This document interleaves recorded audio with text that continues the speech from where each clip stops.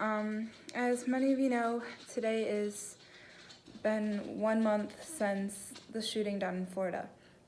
The tragedy has affected many people, and it still does. It was horrific. But here's the thing. School shootings, or any shootings in general, are so serious. And we have been taught lockdown drills for our whole lives. Sit quietly in the corner of the dark room. Don't talk, don't be on your phones, sit there, because we have to act like this is all real. But in schools, at least mine, we don't take it seriously. We walk to the corner, we're really loud and obnoxious about it, we're on our phones, even though that's gonna mess up the signals. We've been taught that it messes with the police signals, but nobody really cares. And you don't think it'll happen to you until it does. People assume that they live in the safest neighborhoods, that this won't happen to them because it just won't.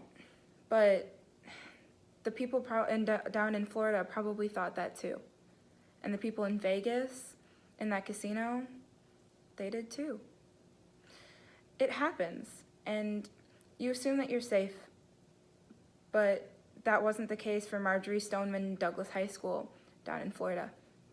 They lost 17 innocent lives, teachers and students from 14 to 18 years old, and it's ridiculous, and it's so heartbreaking that people have to go through that. Families, teachers, students. It's terrible. And here's the thing. People talk. They're all talk. Reporters and news broadcasters and even the president, they talk about things like gun control. And they're putting more protection in schools and talking about how bad they feel we have to do something. But what have they done? Let's be real, this all goes away within a day, a week, 2 weeks. We stop thinking about it because it passed, but it doesn't really pass. It stays in here, especially for the people who had to experience it, but we don't understand because luckily it hasn't happened for most of us.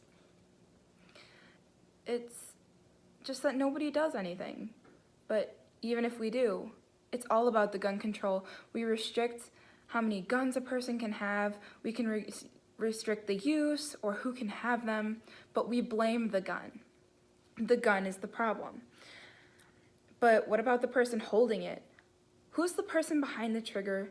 People who participate in gun violence usually have some sort of trauma or disorder behind them, and the person who walked into the school holding a gun in their hand was a student who attended that high school. School is supposed to be a safe place where you can get support and you can learn and you have people behind you. But just this morning, my best friend came across a kid who was bawling her eyes out in the hallway, and a teacher aided her for all of 4 seconds and told her to have a good day. Have a good day. If you're crying or in some sort of emotional stress that you're going through, is that really what you want to hear? You want to hear, okay, have a good day, and not have anyone really there to help. It's just, people don't notice that something is wrong until it's too late. Like Nicholas Cruz, the person who shot in the high school in Florida. He was a student there, and we don't know what he's gone through, but something had to be wrong for him to decide that he was going to pull the fire alarm and lure all the kids out of their classes so he can open fire.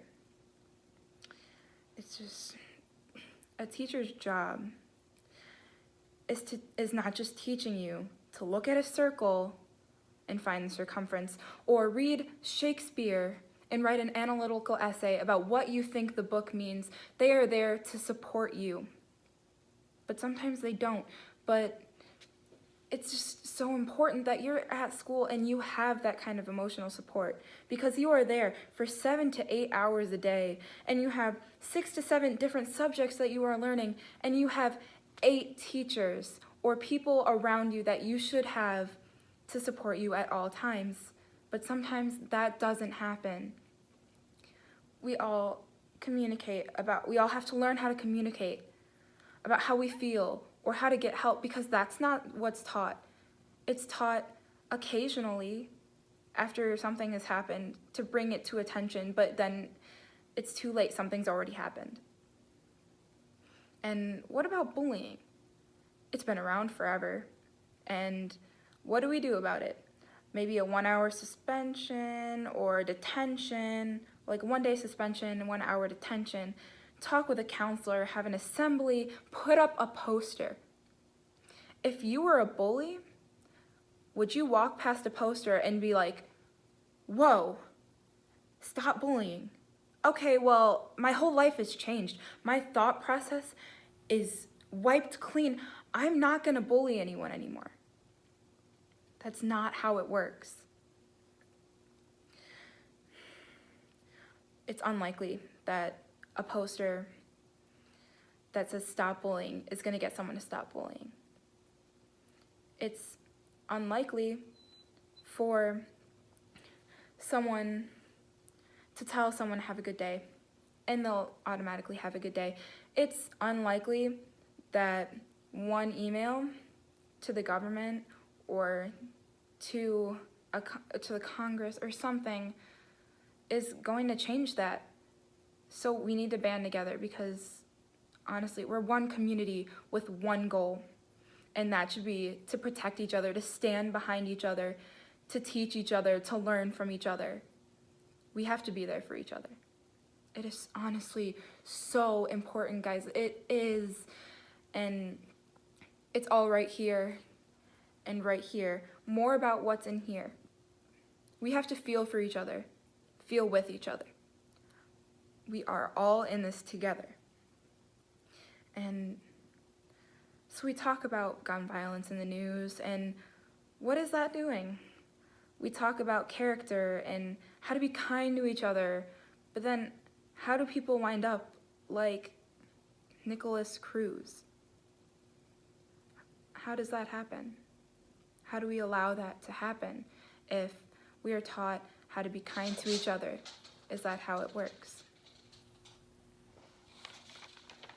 And as of this day, this tragic day of February 14th of last month, 2018, there was a total of 18 school shootings this year alone. And 2018, it is March 14th.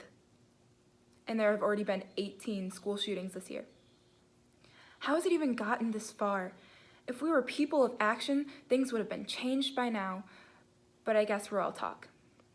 I get it. You're talking and you're thinking that I'm hypocritical because I'm sitting behind a screen and talking big, but I plan to do something. It's going to be called the Sun in the Rain Project. Nobody should have to witness their peers or their teachers dying in front of their eyes. No parent should have to bear the weight of thinking that they just sent their kid to a safe place, but not knowing that their kid would never come home again. Or a student knowing that they're never going to see their best friend again. They're not going to talk to them tomorrow. They're not going to sit next to them in class again because they died. Nobody should have to go through that. Schools should be a safe haven, but now we never know. But I have faith that things will change. And I'm praying for all the kids and the teachers and the families and everyone who is affected by this shooting or any shootings that have occurred. And I'm sending lots of love because that's what we have to do. We have to love each other, and we have to give each other support, and we have to make a change. We have to do something. So, okay, my Instagram will be posted in the description below, so please, please help me make a difference. I have a big project that I need your guys' help on. You guys will be the change. Maybe not right away, but the change is coming. And it needs to be all of us. Thank you.